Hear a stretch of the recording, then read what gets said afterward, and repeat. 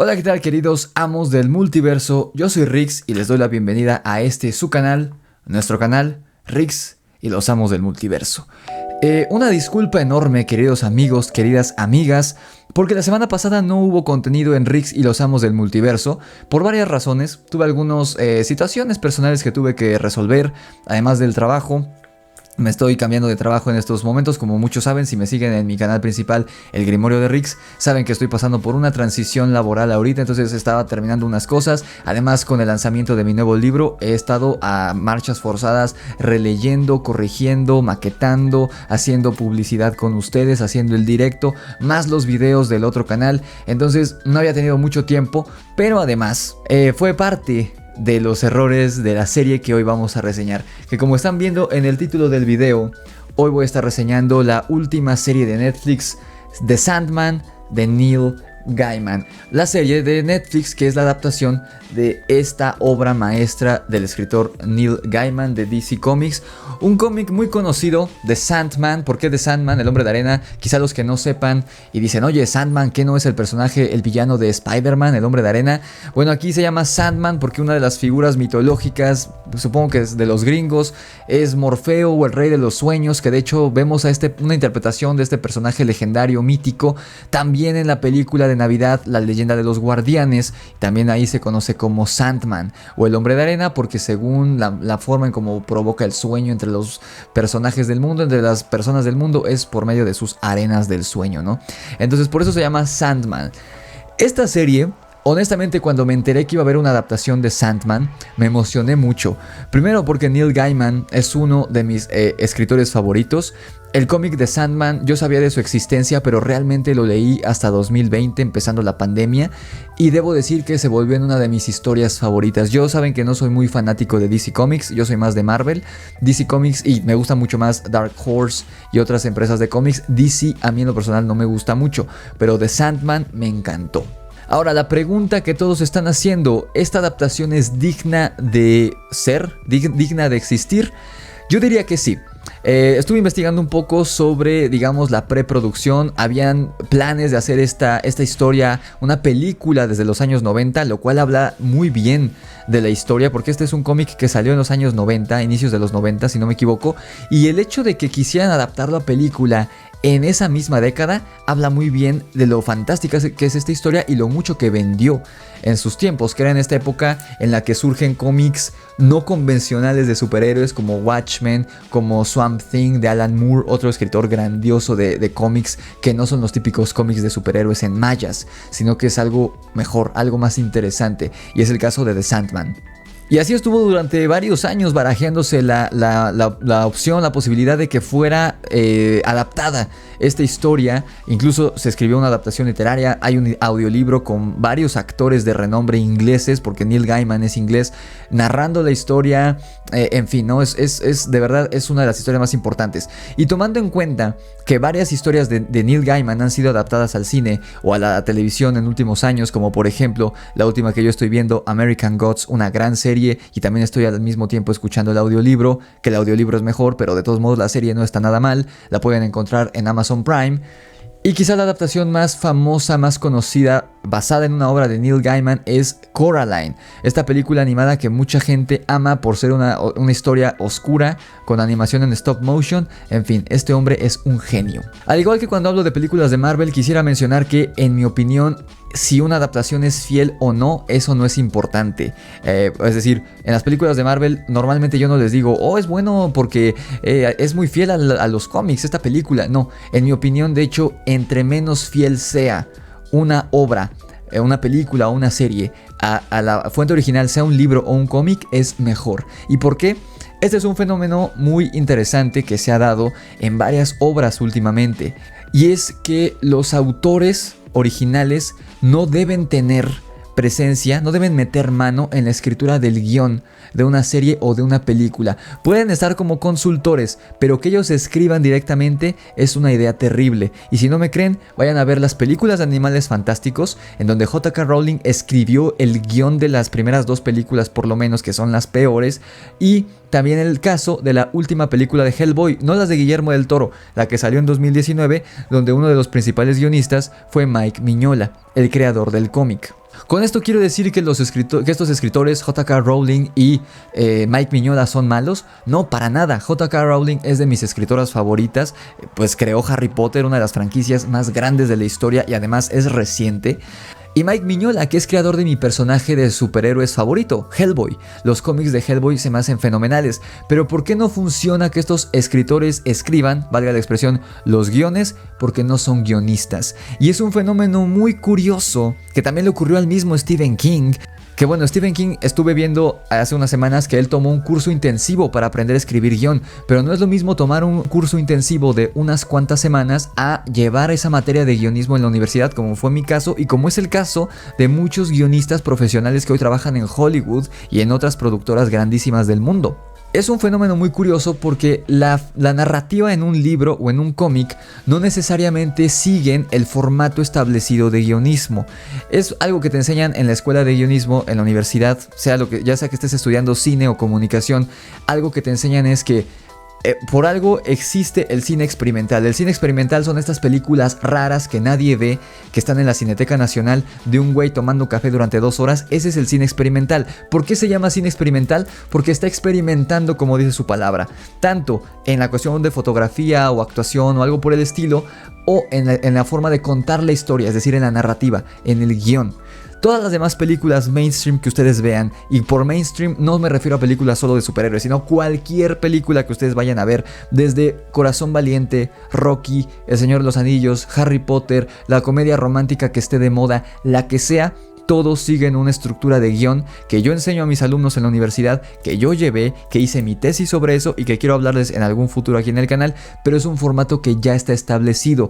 Por eso en todas las películas tenemos a los mismos tipos de personajes, a los mismos arquetipos, los mismos giros en la trama, los mismos 3 actos con sus diferentes subcategorías. Porque sí, a todos en la escuela, en la primaria nos enseñaron que una historia tiene principio, desarrollo y final, pero eso es muy básico. Eso es como si te enseñaran a dividir únicamente enseñando a contar del 1 al 10. Obviamente no vas a poder hacerlo. En la escuela, en la universidad, te enseñan las subdivisiones y todas las formas narrativas que tenemos de contar una historia.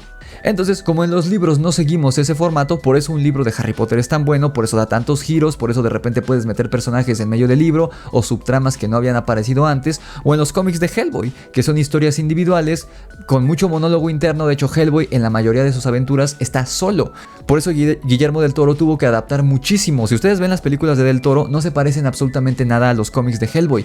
Hellboy, a diferencia de otros personajes de cómics, no tiene un equipo de amigos. Así como en las películas vemos que Abe y Liz siempre están con Hellboy, en el cómic no ocurre eso. En los cómics de Hellboy, de hecho, Liz casi no aparece y Abe aparece de vez en cuando, pero Hellboy no tiene ningún personaje recurrente porque su historia ocurre a lo largo de varias décadas. A diferencia, por ejemplo, muchos guionistas que saben de guionismo, que saben la estructura de guionismo de los 3 actos, Save the Cat, el monomito del camino del héroe y muchos otros formatos para contar historias, sí pueden escribir libros, porque es más fácil pasar de guionismo, que te enseñan un todo de la narrativa, y de ahí pasar a escribir un libro, a un autor de libro que no sabe escribir guiones, que quiere escribir un guión. Siempre que un escritor, un literato, un novelista, que no sabe cómo escribir un guión, quiere escribir un guión, nunca funciona.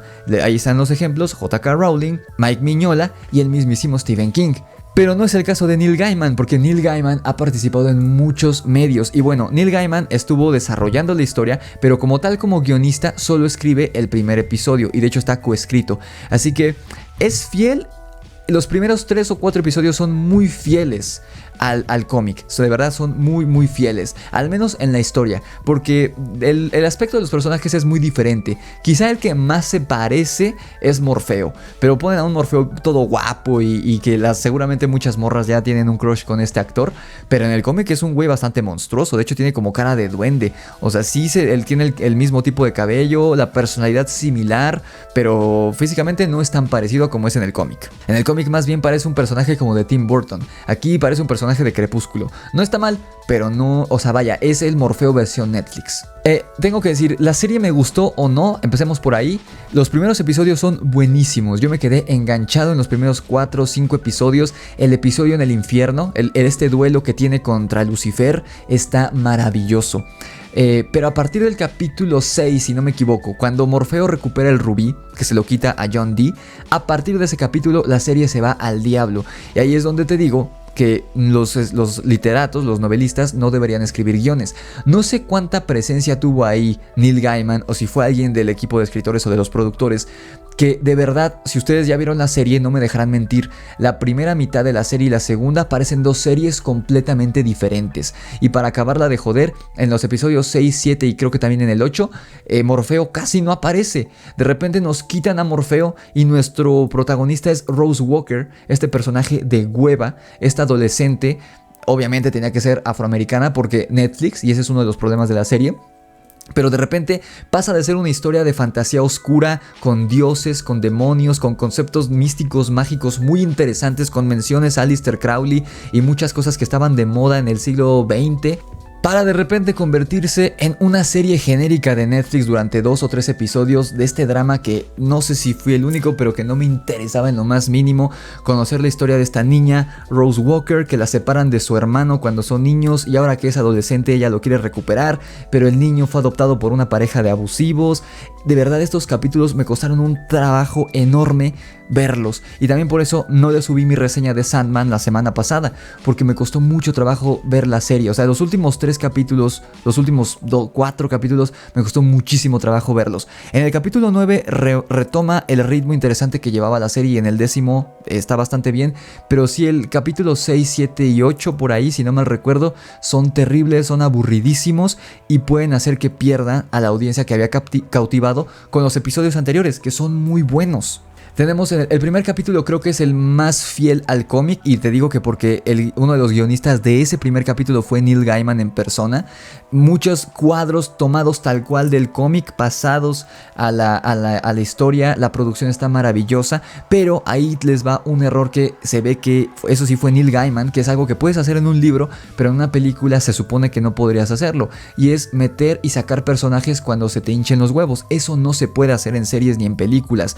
Si vamos a tener un personaje que va a ser relevante en la trama, lo tenemos que ver primero al inicio de la historia, aunque sea por encimita, pero algo relevante, no un cameo, algo relevante, y cuando lo volvamos a ver, como en el caso de Rose Walker, que de repente aparece de la nada en el capítulo 6, dices, ¿de dónde salió esta mujer? Ah, bueno, es que aparece acá, pero aquí no aparece. Y por ejemplo, en el primer capítulo tenemos este personaje que es el hijo del villano, que lo vemos como niño, luego lo vemos como un adulto joven, y al final del capítulo lo vemos como un anciano, y no vuelve a aparecer, pero fue muy importante en este pedazo de la trama. Es como, ¿qué pedo? Porque por lo menos a su padre, que es uno de los villanos principales de la serie, aunque muere, lo siguen mencionando en futuros episodios, porque fue algo que marcó literalmente a la historia y al personaje. Morfeo estuvo fuera de su mundo durante 100 años porque este brujo humano ocultista lo tenía secuestrado, algo que creían imposible, y lo logró. Por eso lo siguen mencionando a lo largo de otros episodios. Pero este personaje del hijo, que es importante en el primer episodio, no lo volvemos a ver y no se vuelve ni siquiera a mencionar. Yo pensé que en algún capítulo en medio o al final de la temporada íbamos a ver qué pasó con él, porque Morfeo lo castiga y lo condena a un sueño eterno, y no volvemos a ver a este personaje, y es como, ¿qué pedo? O sea, tiene errorcitos de ese tipo, que son errores, son cosas que quedarán bien en otro medio, ya sea en un cómic o en una novela, pero en un medio audiovisual, mucho menos en una serie, no queda bien. La producción, eso sí, debo decir, está maravillosa. O sea, las tomas, los encuadres no tienen nada del otro mundo, pero los colores, la paleta de colores, el diseño de vestuario, los efectos especiales son muy buenos, y ahí no tengo ninguna queja. Netflix normalmente no tiene nunca errores en esa sección, ¿no? La verdad es que eso sí está bastante bien. Y sí, aunque tiene esta imagen que tú lo ves y dices, es algo de Netflix, ¿no? Muy similar a como se ve, por ejemplo, Lock and Key, como se vio en la última temporada de Cobra Kai, como se ve en las series de Mike Flanagan, Misa de Medianoche, La Maldición de Hill House. Sí tiene como ciertas paletas de colores, ciertos elementos de la imagen que dices, a huevo es Netflix, no es algo de Disney, no es algo de Amazon, es algo de Netflix. Sí tiene eso, pero sí logra resaltar entre otras series de Netflix similares de fantasía o fantasía oscura. Obviamente al ser Netflix hay inclusión, pero creo que no es inclusión forzada. Muchos usan ese término, muchas personas retrógradas, y que debo decir que sí son racistas o homofóbicas, disfrazan su racismo y su homofobia con una crítica de, es que es inclusión forzada. La inclusión forzada como tal es cuando cambian, por ejemplo, lo que hicieron con el personaje de Resident Evil, eso sí es inclusión forzada. Hacerlo afroamericano, rompiendo las reglas de la trama, rompiendo las reglas de ese universo ficticio, eso es inclusión forzada. Pero aquí realmente, al menos en cuestión racial, no. Por ejemplo, este personaje de Lucien, En nada afecta si es afroamericana o si es blanca o si es asiática. No pasa nada, ni siquiera es humana dentro de la trama. Así que no pasa nada. El hecho de que la hermana de Morfeo, que es uno de los personajes más importantes en el cómic, muerte, el hecho de que sea afroamericana en la serie y no blanca como en el cómic, pues no afecta en absolutamente nada. De hecho, el personaje es exactamente igual de carismático que como es en el cómic. Y es de los mejores personajes que hay. Fuera del color de piel o demás, lo respetan mucho la imagen. Quizás sí podría brincar el hecho de que se supone que en el cómic son hermanos y por eso Muerte y Sueño son tan similares, pálidos, con cabello negro y demás. Y aquí él es pálido, blanco, es caucásico y ella es afroamericana. Podría brincar, pero finalmente no, porque no son humanos. O sea, esa es una de las imágenes que tienen, pero esa no es su imagen real y nos lo dejan en claro en la serie. Así que el hecho de que cambien de raza, por ejemplo, a Muerte, de cómo es en el cómic, no afecta en absolutamente nada. Otro personaje que para mí yo creo que es mi favorito de toda la serie, el personaje de Lucifer. Y ahí es interpretado por esta actriz que estuvo en Game of Thrones, que también apareció en las primeras 2 películas de Star Wars de esta última nueva trilogía. Gwendolyn, se me fue ahorita el nombre, les estaré poniendo el nombre aquí en la pantalla. Fue mi personaje favorito, me encantó. Y de hecho el capítulo donde Morfeo va al infierno a recuperar su casco fue mi capítulo favorito de toda la temporada. Está genial. Con este duelo que así se ve en el cómic, voy a tratar de escanear algunas páginas de para que los vean. Así se ve en el cómic y me recuerda mucho a este duelo de magia que tiene el mago Merlín con Madame Mim en la película de La Espada en la Piedra de Disney. Este enfrentamiento entre brujos de yo soy tal cosa y enfrentarse. O sea, no es un enfrentamiento físico como tal, sino un enfrentamiento de el uso de magia y de la astucia. Está maravilloso. Y la manera en cómo interpreta a Lucifer esta actriz de verdad es impresionante. Para empezar, físicamente es imponente la mujer. Lo describe, no me acuerdo si fue Neil Gaiman o si fue alguno de los productores en un video que vi.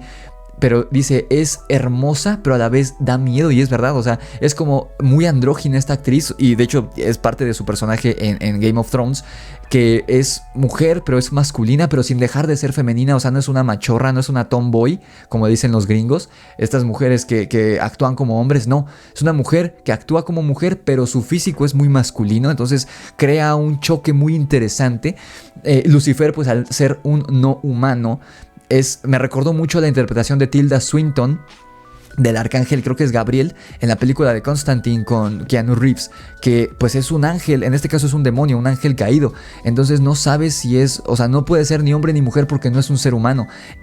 Algo así me recordó la interpretación de Gwendolyn como Lucifer en esta serie. Me recordó a esa interpretación de Tilda Swinton, muy andrógino, muy, pues sí, muy sobrehumano. Me encantó la forma como es atemorizante, como es imponente, sin gritar, sin decir groserías, sin lucir realmente atemorizante, pero da miedo. E incluso Morfeo está cagado de miedo cuando el otro demonio elige como su guardián, como su campeón para que pelee contra Morfeo. A Lucifer movemos en la cara de Morfeo que se caga de miedo. Está genial. Y al parecer, según vemos en la última escena del último capítulo, Lucifer va a ser uno de los personajes principales en la siguiente temporada.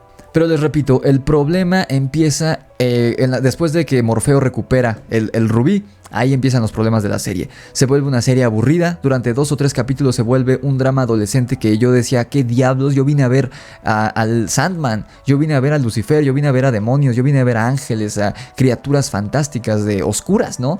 No vine a ver una morra buscando obtener la custodia de su hermano. Me vale madres eso. O sea, ahí de verdad esos capítulos son aburridísimos. Los personajes que están ahí en esa casa son aburridísimos. Había unas secuencias de uno de los personajes que se llama Hal, si no mal recuerdo, y su sueño era ser como cantante queer o algo así.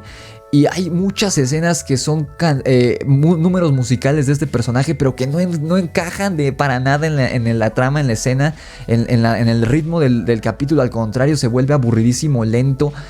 Odié el capítulo 6, 7 y 8, si no mal recuerdo, son pésimos. Si ustedes están viendo la serie y llegaron a ese punto y perdieron interés, aguanten, vean esos capítulos y lleguen al capítulo 9 y 10, porque ahí es donde se cierran los ciclos y se enfrentan Morfeo al que es el verdadero antagonista de la temporada, que es el Corintio, un personaje que está maravilloso. El enfrentamiento final entre estos dos de hecho es muy bueno, porque Corintio no es el típico villano malote de una risa, incluso es más malvado Lucifer, ¿no? Aquí Corintio es pues una especie de antihéroe, porque sí mantiene a salvo a Rose y a su hermano Jed pues eso sí, el concepto de esto de la convención de asesinos seriales parecía muy estúpida en un inicio, y de hecho es un concepto bastante estúpido esta convención. Es toda esta trama que ocurre en el capítulo 8 y 9 es algo muy estúpido, que en la vida real obviamente no ocurriría. Una convención de asesinos seriales en un hotel, además, con mucha gente ahí, es una estupidez. Pero hay una escena muy buena de uno de los personajes que te dejan en claro pues que es un pedófilo y que quiere hacerle daño a Jet, al niño.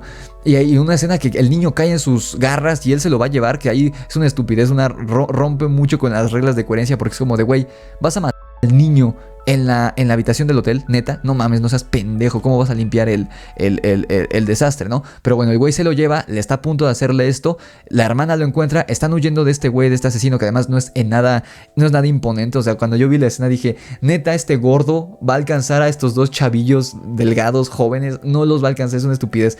Pero bueno, lo importante es que Corintio lo salva y mata a este güey, y Corintio de verdad no les hace ningún daño, ni a Jet ni a Rose, y tiene la oportunidad de hacerlo. Es un antihéroe. Él está realmente, es como un Thanos. Bueno, no tanto, porque tampoco la escritura no es tan buena como la de Thanos, pero es un personaje que tú entiendes y dices, güey, te comprendo. O sea, este personaje de Corintio la verdad me gustó mucho, me gustó bastante. Al principio como que no entiendes bien cómo encaja en la trama, pero conforme va avanzando la temporada dices, ok, tiene sentido, ¿no? Hay un capítulo muy bueno que muchos elogian, que es el capítulo de la cafetería, que hay Morfeo, solo sale al final, y más bien ahí es el personaje interpretado por este actor que es Remus Lupin. Les pongo el nombre del actor ahorita en la pantalla. Es con el rubí de Morfeo y hace todo un desmadre entre las pocas personas que hay en una cafetería en medio de la nada, y al final pues es un mensaje muy bonito, muy filosófico que da Morfeo, de que si lo que hace humano a un humano son sus sueños. O sea, podremos ser mentirosos, podremos ser cobardes, podremos no seguir nuestras convicciones siempre, pero podemos ser malas personas, ¿no? Todas las personas que están ahí son terribles personas, las que están ahí en esa cafetería, o la mayoría, pero lo que nos hace humanos, lo que hace a la raza humana digna de vivir, son los sueños, es lo que dice Morfeo. Y cuando este personaje, por medio del rubí, les quita los sueños a todos los demás personajes, se terminan matando entre ellos. Ese es el final del capítulo. Todos los de la cafetería se vuelven locos y se matan entre ellos. Es un capítulo muy bueno, con muy buena escritura, un tanto lento, pero no aburrido. Lo que sí, algo que a muchos quizá dirán ¿qué pedo?, es que todos o la gran mayoría de personajes son homosexuales. Y es como, güey, o sea, por estadística, ¿qué tan probable es que de 10 personas en una habitación, 9 sean homosexuales? Y de repente, por ejemplo, hay un personaje que es una mesera y que nos dejan en claro que ella está enamorada del güey de la cocina, que él es homosexual, que de hecho se nos dice que el güey se está tirando a su hijo de 20 y tantos años y ella se enoja con él. Pero si nos están diciendo que este personaje de la mesera está enamorada de este güey desde hace años, o sea que es heterosexual la mujer, de repente se empieza a besuquear con otra chava que nos dejaron en claro al inicio del episodio que es lesbiana. Pero ¿por qué se empieza a besuquear con ella si no es homosexual? O sea, eso sí, hay como muchas cosas que dices, güey, esto sí es inclusión forzada de Netflix. No en la cuestión racial, sino en la cuestión LGBT. Es como, güey, ¿qué tan probable es que de 10 personas en un cuarto, 9 sean homosexuales o las 10 sean homosexuales? Como que ahí sí dices, y aparte no aporta nada a la trama, el hecho de que sean homosexuales es como, ok. O sea, el personaje de Hal, por ejemplo, entra súper bien, su personalidad, su sueño, que es ser cantante queer y todo este rollo, pero ¿en qué te aporta a que esta mesera de repente le dé por besuquearse con la chava? Es como, güey, no tiene sentido en lo absoluto. A lo que voy, como una conclusión, The Sandman es una serie que vale la pena. Creo yo que puede sacar a Netflix de esta mala racha en la que se encuentra desde hace unos meses. Sobre todo Resident Evil y varias cositas que han ocurrido con la plataforma han ido que varias personas abandonen Netflix y se vayan por HBO Max, que bueno, también ya no va a existir como tal, y ahorita creo que ya no existe. Tenemos Prime, Disney Plus y unas cuantas opciones más, ¿no? Pero muchos están abandonando Netflix. Creo que esta serie podría ser, si arreglan los detalles malos, que fueron pocos, no, quizá no son tan pequeños, pero son pocos detalles malos que tiene esta serie. Si los arreglan, Sandman puede ser el siguiente salvavidas de Netflix. Podría ser el próximo Stranger Things. El güey que hace de Morfeo, que está medio mal escrito Morfeo a mi opinión, porque es un güey voluble y no se deja en claro. O sea, el Morfeo que vemos en la primera mitad de la temporada es un Morfeo completamente diferente al que vemos en la segunda. De repente hace cosas que no tienen sentido, como cuando le pide su opinión al personaje de Lucien. Ella le da su opinión y él se encabrona. Es como, güey, tú le estás pidiendo la opinión, no mames, ¿no? Y al final se nos cierra de manera muy forzada pasada, este arco del personaje de Morfeo, que ya no va a ser tan egoísta, ya no va a ser tan individualista, sino que ahora va a pedir la opinión de los demás y ya va a ser más cariñoso. Es como, güey, ¿de dónde sacaste eso? ¿Cuándo me planteaste eso al inicio de la serie, que Morfeo era así? Porque en el cómic no es así, y lo importante es aquí en la serie. Eso no me lo planteaste, eso me lo planteaste en el capítulo anterior, o sea, porque se te ocurrió en el capítulo anterior, dijiste, oh, que Morfeo sea culero, y ahora tenemos que resolver que ya no va a ser culero al final de la temporada. Es como, güey, eso es una mala escritura. El personaje de Morfeo también, al igual que la trama global, decae a partir del capítulo 6 por ahí. Remonta después, pero sí se siente esa caída, no muy fea. Pero bueno, el punto es que este personaje no es tan carismático ni de cerca a como es Henry Cavill, como Geralt de Rivia. Ese ha sido para mí de los mejores personajes que tiene Netflix. Ni les hablo del carisma de actores, personajes de Netflix como Johnny Lawrence o Daniel LaRusso, interpretados por William Zabka y Ralph Macchio en Cobra Kai. Es decir, tenemos mejores series. Stranger Things todavía no termina, pero The Sandman puede ser un salvavidas de la plataforma si arreglan esos detallitos. No es una mala serie, es una muy buena serie que cae a la mitad de la temporada, pero que vuelve a remontar. El final no es tan bueno como el inicio, pero por lo menos remonta. O sea, sí vale la pena ver la serie y vale la pena aguantarse esos 2 o 3 capítulos aburridísimos y mal escritos y mal actuados, que son el 6, el 7 y el 8, si no mal recuerdo, para ver el final, para ver la conclusión. Sí vale la pena. Es una buena serie, no es una pérdida de tiempo. Y como adaptación para todos los fans del cómic, también no es así 100% fiel, pero se acerca bastante. Me gustó mucho la inclusión de los personajes de Abel y Caín, que son muy similares a como los vemos en el cómic. Este personaje de la gárgola, las personalidades, el lugar. Digo, eso sí, los espacios, los escenarios son mucho menos oscuros, literalmente, que los del cómic. El cómic, si se fijan, las imágenes los fondos son oscuros, son negros, literalmente, son imágenes, vean. Todo el cómic es así, imágenes de fondos negros, literalmente. Y acá no, acá es una fotografía, les digo, más Netflix, más no comunica mucho visualmente, pero por lo menos se ve bonito, ¿no? Lo que les digo, no es eye protein, es eye candy, pero se ve bonito y algunas cosas, algunos elementos sí lo respetan del cómic. A lo que sí debo decir, algo que no me gustó, y eso ya es cuestión de adaptación, el capítulo donde sale Joanna Constantine, o Constantine, yo lo pronunciaba Constantine y viendo esta serie me enteré que es Constantine, pero uno de mis números favoritos del cómic es justamente el episodio o el capítulo donde sale John Constantine, que aquí no nos dieron, al igual que no nos dieron a Lucifer de la serie aquí, en el caso de Lucifer, el Lucifer que todos conocemos de la serie, este güey guapo, que honestamente yo no he visto esa serie, pero sé que a mucha gente le gusta, ese Lucifer no hubiera encajado bien en este universo, entonces está más que bien que hayan puesto esta nueva versión que está muy chingona. Pero en el caso de Constantine sí se siente el cambio y está terrible. Uno de los mejores números, una de las mejores partes de la historia del cómic es cuando entra John Constantine.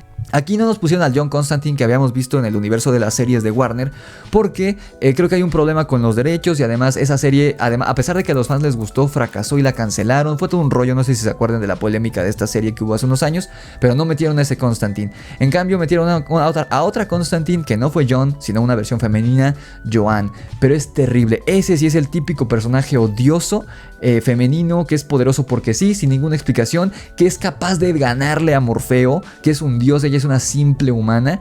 Es odioso, es aburrido. Lo interesante del capítulo en el cómic, cuando sale Constantine, es que igual le van a quitar la arena de Morfeo a una exnovia. Pero en el cómic es una alegoría muy interesante de que es drogadicta. De hecho, creo que era drogadicta. Y como es adicta a la coca, por eso tiene las arenas de Morfeo y las está usa y usa y usa. Pero es toda una escena muy grotesca, que el cuarto donde está la chava, las paredes son como de piel humana derritiéndose. Algo muy grotesco, pero muy, muy aterrador y muy chingón. Y aquí todo el capítulo es una hueva de un drama amoroso entre Joan Constantine y su novia. Y está de hueva. De hueva. Todo el capítulo están diciendo que Joanna es una mala mujer y que es grosera y que es no sé qué, pero que lo hace porque quiere proteger a sus seres queridos. Es una pendejada. Y todo el capítulo te repiten lo mismo. Y hasta el final, o sea, yo pensé que no había terminado el capítulo. Así de decepcionante es. Ese sí es un terrible capítulo. En la parte buena de la serie, de la temporada, terrible el hecho de que hayan hecho mujer a Constantine. Terrible cómo la interpretan, cómo la escribieron, y terrible ese capítulo. Y de hecho ese era el momento que yo más esperaba de la adaptación. Cómo iban a traer a John Constantine, que bueno, no sale John Constantine sino su versión femenina, y cómo iban a hacer ese capítulo que es lo mejor del cómic, o de lo mejor del cómic. Y aquí es decepcionante y es aburrido y es repetitivo, y eso sí es Netflix siendo Netflix en ese episodio en específico. Pero fuera de eso, sí vale la pena. Ya no voy a dar calificaciones de números, luego les diré por qué, porque ya me extendí un poco, pero yo la recomiendo. Recomiendo ver la serie, sí va a haber un bajón, se deja de ser interesante en algún punto, pero vuelve a remontar. Y esperemos que las próximas temporadas sean mejor que esta. Esta no estuvo mal, estuvo bien, bastante bien. No tan bueno como The Witcher, no tan bueno como Stranger Things, no tan bueno como Cobra Kai, pero mejor que muchas cochinadas que Netflix ha sacado últimamente. Pero ustedes, amigos, si vieron la serie, déjenme saber qué opinan aquí abajo en los comentarios. No olviden dejar su like en este video, suscribirse, síganme en mis redes sociales de Rix y los Amos del Multiverso que están abajo en la descripción de este video y compartan mi contenido con todos sus conocidos. Ahora, si me disculpan, yo me voy a ver la película esta de Turno de Día con Jamie Foxx y Snoop Dogg, que es una película de vampiros que muchos me han pedido reseñar, así que voy a ir a verla.